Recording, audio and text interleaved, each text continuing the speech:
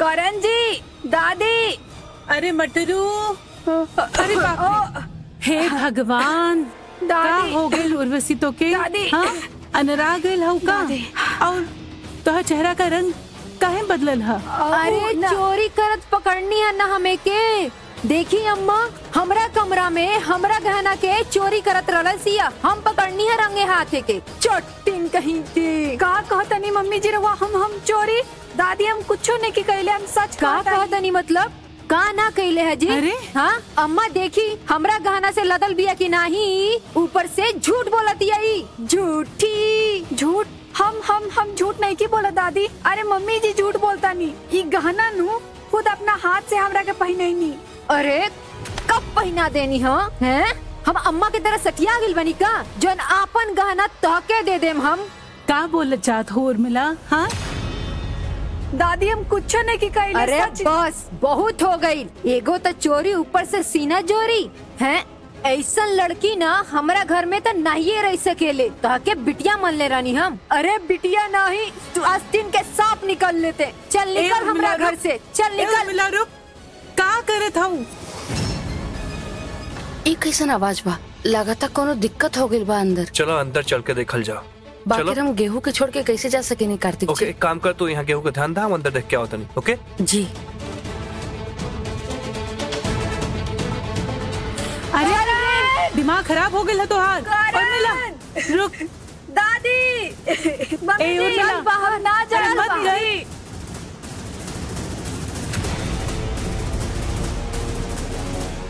माई, देवर जी। माई क्या कर रही हो? माई क्या कर रही? छोड़ी। ते बीच में मत पड़ कार्तिक। छोड़ छोड़। माई भाई का अभी घर में ना रह सकेले। अभी घर में ना रह सकेले। छोड़।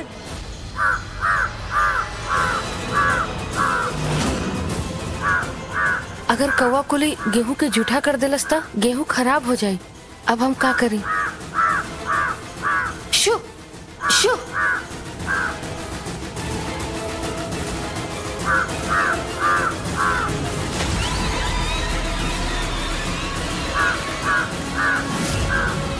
तू यहाँ कौवा उड़ाते रह जाइबू और वहाँ आंटी हमार प्लान भी रेडी कर दियन। इहे तो चाहता नहीं हम।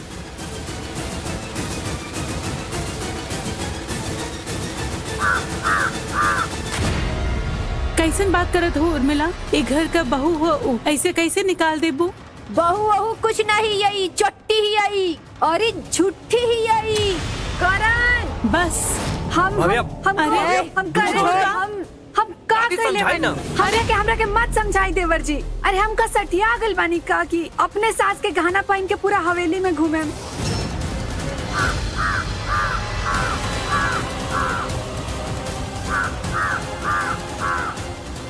ये कौवा तो भागते नहीं खे। का करी, कैसे बचाई अभी गेहूं के?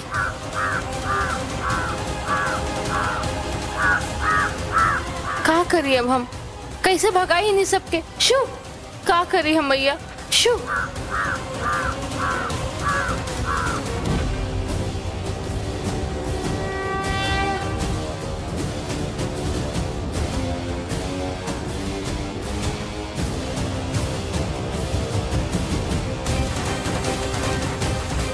इतना हवा चलता, ये दिया के बुझावे से रुके नहीं था, बाकी सब काम रह जाए। अब का करी हम? ये हवा वैष्णवी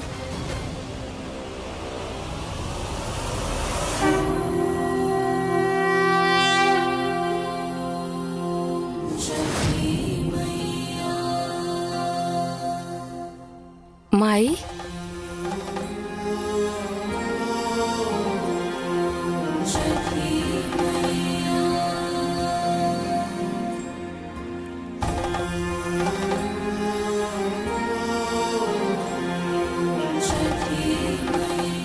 जवन भगवान खातिर दिया जलेले बाड़ू उनकरे पे छोड़ दा। हमनी के हर संभव प्रयास के बाद भी कोनो कार्य संभव ना होई त ओकरा के ईश्वर पे छोड़ देवे के चाही। वो सब संभाल लेवेले।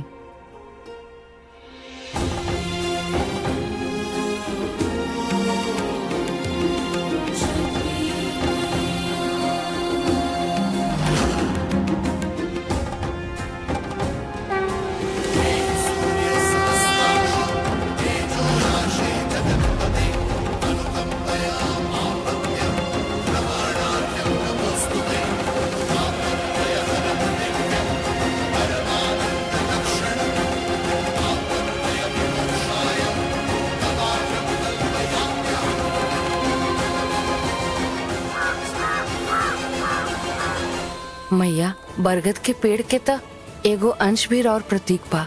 यही प्रतीक के और शक्तिमान के हम ई अन्न और हवाला करतानी। रवा जानतानी हम कितना श्रद्धा से कार्तिक जी के साथ ही व्रत करतानी। एकर पवित्रता बनाए रखे में हमार मदद करी मैया। मैया, आज सबके छठ पूजा करत देख हमके भी राव सेवा करे के मन करता। यही से हम रउआ के दीदी के सहायता करे के नाही कहेम, स्वयं जाएम।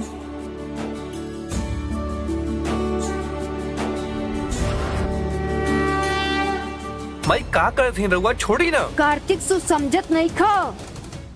हम एगो ऐसा औरत के घर में नहीं रह दे सकेनी जौन झूठी होके चट्टिन होके। अरे विश्वास ना कर सकेनी तो कैसे रख सकेनी अपना घर में माई के? माई दीदी, तू अंदर जाके देखा, तब तक हमें गेहूं की रक्षा करतानी। बहुत बहुत धन्यवाद तहार शैशव। ध्यान रखिए, हम अभी आवतानी हूँ। ठीक बा दीदी। अरे ई का करत हो? गलती हो जला। रउआ के पास बहुत सारा गहना बा, ले लेब ना। अरे कौन सा गलती देवर जी, और कौन सा नया गहना? अब जब हम कहत आनी कि हम कुछो नहीं की कैले, और रउआ काहे माफी मांगतानी मम्मी जी से हमरा खातिर, जब हम कुछ कैला ही नहीं की। हम का सठिया गल बानी देवर जी की अपने सास के गहना पहन के पूरा हवेली में घूमे। रउए बताई, हम हमेशा मम्मी जी कैले बानी, अब हुआ के साथ हम ये सब करें। हाय मोरी मैया, अरे मोरी मैया रे, हम तो सोच भी ना सकत रही है कि उर्वशी हमरा साथे ऐसन करी। अरे बिटिया मन ले रहनी हमो के, अरे मांग लेता हमरा से गाना, हम मना करती का? ई देखा, पल में तोला पल में मासा। अभी तो ओकर हाथ पकड़ के घर से बाहर निकालत रहलू और अब बैठ के रोवत हूँ। का करल चाहेलू बतावा? माई रउआ शांत हो जाई।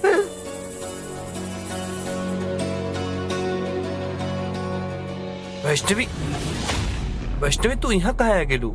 और बाहर अगर गेहूं जूठा हो गल तो?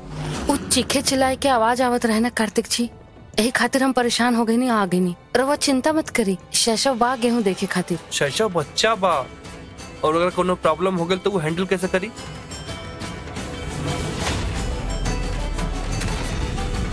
एक काम करो, चलो बाहर चल के गेहूं देखल जाओ।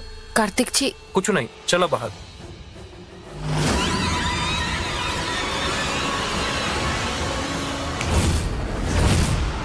कार्तिक जी,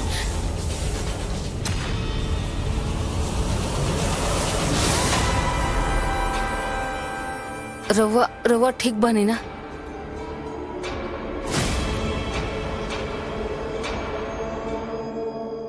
तू हमके कैसे जानत बाड़ू?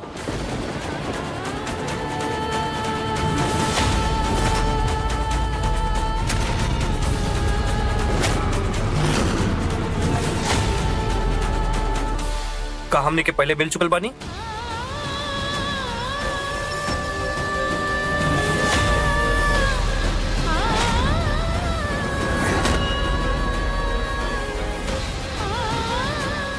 का भइल कार्तिक जी रवा के? दूर हटो। अब बाड़ू के तू?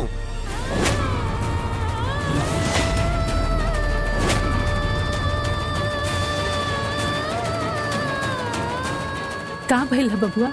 ऐसे कैसे बोलत बड़ा तू? ऐसे कैसे कहा तारा तू? अरे बिटवा, पूरा घर के पता बा कि हम के बाड़ा आप सब?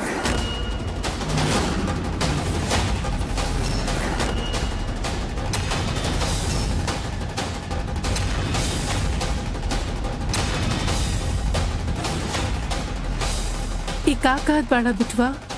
केकर बेटवा? बाड़ी के रुआ?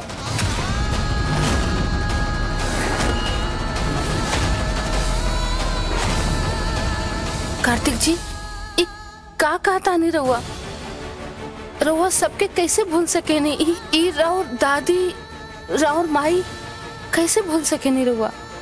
हाँ हाँ कार्तिक बिटुआ, तो हमके कैसे भूल सकेले रे? हमार ममता तो के याद नहीं के। अरे का करते रहुआ? और अगर रहुआ हमार माई होती तो हमके याद ना हो?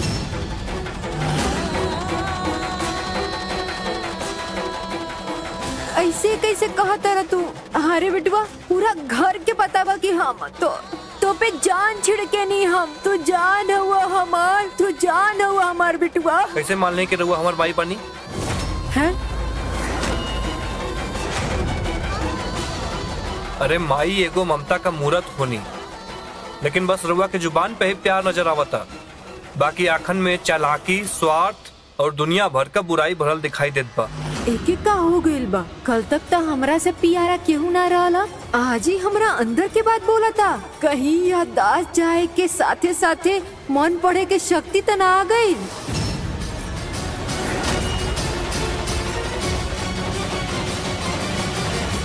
दिमाग खराब हो गइल बा का तोहार? ई कौन अफसर बोल रहल बाड़ा मां के बारे में? अरे दिमाग तो तू सबका खराब हो गल बा। बिना बात के रिश्ता जोड़त पड़ जा तू लोग। का होत का बा? ए कार्तिक बिटुआ का करता रे तू? ए बिटुआ मजाक मत कर रे, हम तुहर माई है, ये तुहर भाई हवे। तका सच में हमने के केहू जानी के नहीं के जानत ना बानी, लेकिन रउआ सब के पहचान, रउआ सब के चेहरा पर जरूर नजर आवत बा हमके।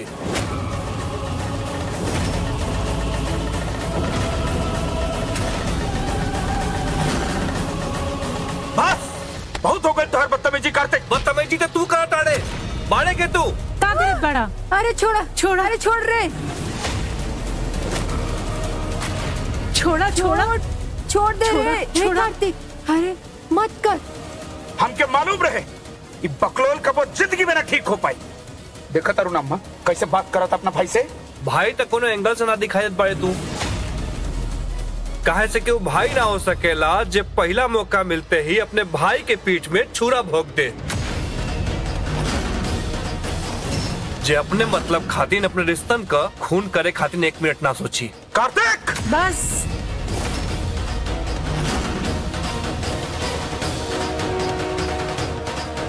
चीखल चिल्लाइल बंद करा करन। एकरा जे मुंह में आई से बके हमरा खातिर। दिमाग खराब हो गइल है तोहार, ओकर याददाश्त चल गइल है, लेकिन तोके तो सब कुछ याद है ना कि दिमाग में गुड़ गोबर भरल है। अरे अब ऐसे का गलत कहलसू? तू कब आपन मन से ओके भाई मन लहा? और कार्तिक वैष्णवी की तरफ देखा, ओके आंख में तोके सच्चाई और अच्छाई नजर ना आवेला का? अभी वैष्णवी के बा। हम कार्तिक जी, हम मानी राउर वैष्णवी। अरे के वैष्णवी? कौनो रिश्ता ना बा तोहार हमसे, और पता नहीं कहाँ आगल नहीं हम। ऐसा लगत बा घर में सब के सब निगेटिव लोग भरल बाना। यहाँ खुद के फायदा खातिर एक दूसरे के मारे खातिर तैयार हो जी, ऐसा लोग भरल बाना।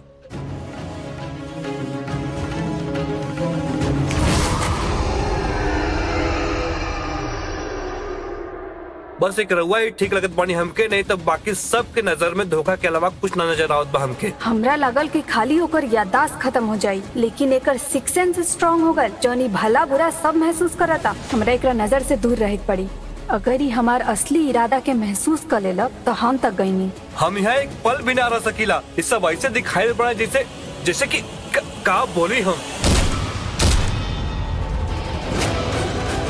कार्तिक जी आप हाँ, और मिला बुद्धि भ्रष्ट हो गई है तोहार। ई का कइलू है तू? अरे बुद्धि तो एकर भ्रष्ट हो गई बा। अबे कुछ ऐसा वैसन बग दे तो हमार पोल खुल जाई। एकर तो मुंह बंद कर ही करला।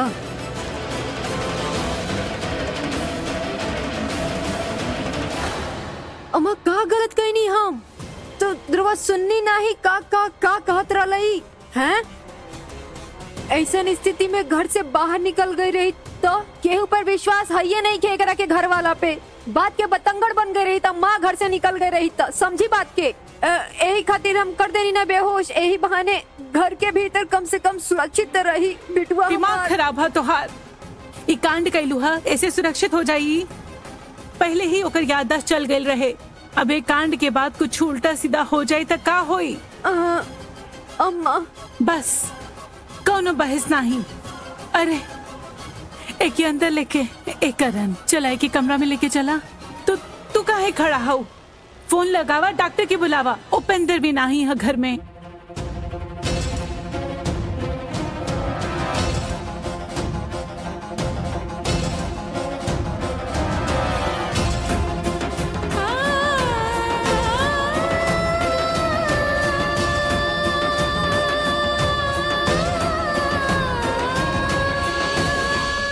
छठी भैया, ये सब का होखा था कार्तिक जी के साथ? उहोर और पूजा के दिन हमरा कुछ समझ में नहीं के आवत भैया। हमार मदद करे, कार्तिक जी की रक्षा करे भैया। वैष्णवी,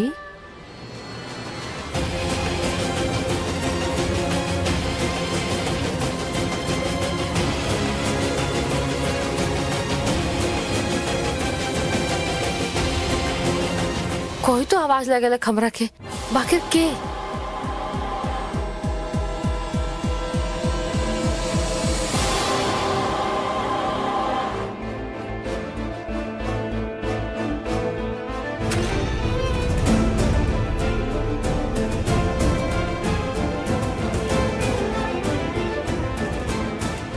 अम्मा जी, रवा कौन और यहाँ का करतानी? हम मालिन बानी बिटिया और अपन काम करे आयल बानी। बाकिर यहाँ तो कोनो मालिन ना आवेले। बाकिर आज हम आईनी है। ई पौधा मुरझाता ना तो हम एकरा बचावे आईनी है। रउआ मालूम बा कि एकरा के का भइल बा? कैसे बचा सकेली? अपन बच्चा के बचावे खातिर एगो माई आखिरी सांस तक कोशिश करेले, अपन धर्म समझेले ओकर रक्षा करेल। तब फिर हम अपन धर्म से पीछे काहे हटी? धर्म तो हमार भी बा, कार्तिक जी के रक्षा करल। बाकिर कुछ समझ में नहीं आवत कि कैसे करी।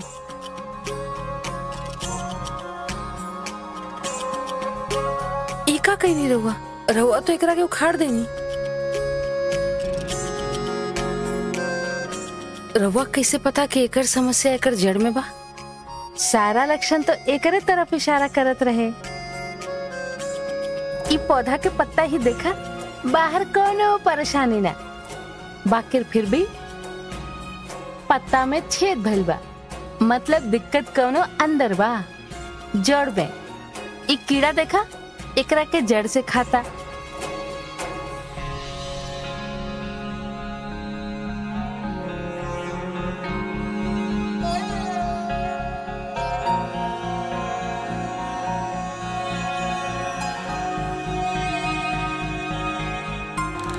जब देवर जी के तबीयत ठीक रहेला तो वहाँ के आसपास मंडरालू, और अब जब उनकर तबीयत खराब हो गई बा तो तू निकल ले लू। हम कार्तिक जी खातिर फूल लेके आयल बानी, मैया के मंदिर से मालिन दे ले रही। हमरा पूरा विश्वास बा कि एकरा कार्तिक जी के पास रखे से इनकर याददाश्त जल्दी से जल्दी वापस आ जाए। मतलब अभी पौधा ना बची? काहे ना बची, जरूर बची। हाँ, हम एकरा के एकर समस्या के साथ यहीं छोड़ देती ती जरूर मर जाये। बाकी हम एकरा के कोई नया जगह लगाते हैं, तय फिर से पनप जाये।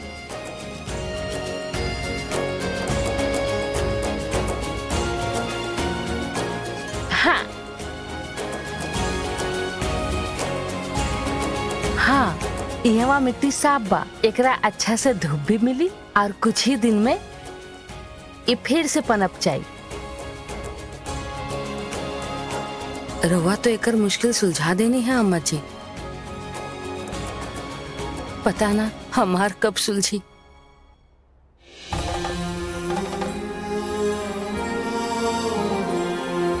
छठी मैया मुश्किल चाहे कौनो भी हो बिटिया, समस्या के समाधान ढूंढे के यही सही तरीका बा।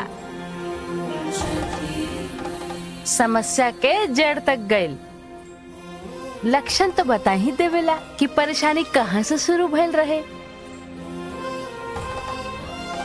हर छोटा छोटा बात पे गौर करी है और कुछ अजीब लगी तो तुरंत पकड़ ली है, काहे कि अक्सर बात उतना ही ना होखेला जितना कि हमने के दिखाई देवेला। और अगर समस्या के जड़ से खत्म ना कैलू तो वो वापस आवत ही रही,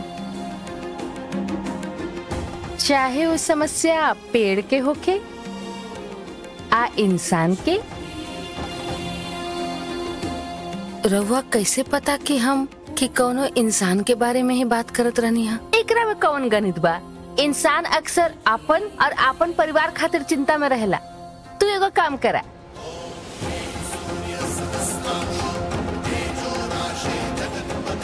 तो ई फूल ओकरा के दे दा जेकर चिंता तहरा के खाइल जाता। छठी मैया के मंदिर के फूल बा, उनकर कृपा होखे। जब देवर जी के तबीयत ठीक रहेला तो वहाँ के आसपास मंडरालू, और अब जब उनकर तबीयत खराब हो गइल बा तो तू निकल ले लू। ओ हम कार्तिक जी खातिर फूल लेके आयल बानी, मैया के मंदिर से मालिन दे ले रही। हमरा पूरा विश्वास बा कि एकरा पास रखे से कार्तिक जी के याददाश्त जल्द से जल्द वापस आ जाए।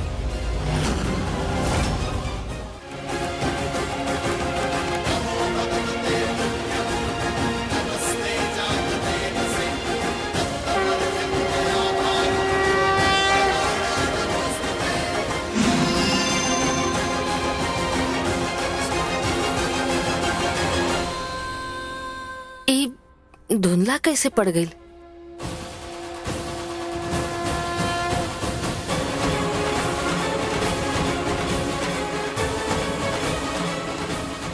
अम्मा जी, अम्मा कहाँ चल गेली? हम तो उनका नाम भी ना पूछ पैनी है। लक्षण तो बता ही देवेला कि परेशानी कहाँ से शुरू भइल रहे। हर छोटा छोटा बात पे गौर करी है और कुछ अजीब लगी तब तुरंत पकड़ ली है, काहे कि अक्सर बात उतना ही ना होखेला जितना कि हमने के दिखाई देवेला। और अगर समस्या के जड़ से खत्म ना कैलू तो वापस आवत ही रही। कार्तिक जी की याददाश्त अचानक से चल गई, फिर आयल रहे, बाकी फिर वापस चल गई।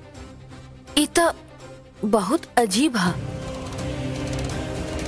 अभी हम खाली उनकर याददाश्त के बारे में सोचता नहीं, कहीं ऐसा तो नहीं कि इस समस्या और गहरा हो।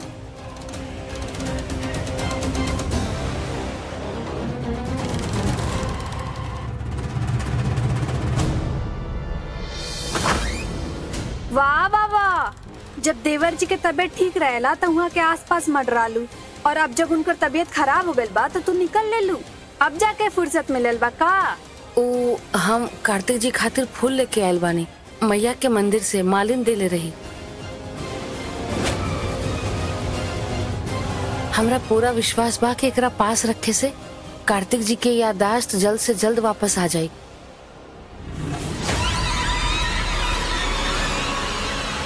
वैष्णवी, यहाँ आबा, कार्तिक की सिरहा नहीं रखता। जी दादी।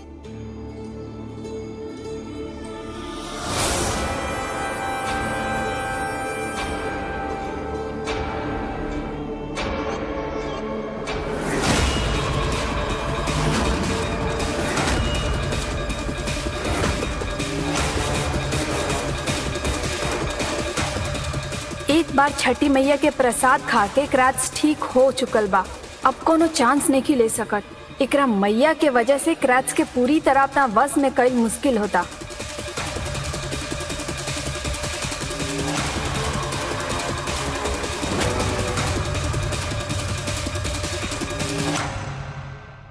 शुक्र बा मैया के कि रउआ के सब याद आ गई, हमार तो जान निकल गई रहे। तो हार जान कहाँ निकलत रहला हमरे वजह से? तुम्हें अच्छे तरीके से पता बना है कि तू ये घर में नौकरानी बाड़ू। हम और पत्नी बानी। अरे बेशर्मी, कभी कोनो हद होला? बार बार पराया मर्द के अपन पति बतावत बाड़ू, कहत बाड़ू, शर्म ना आवत बतोगे?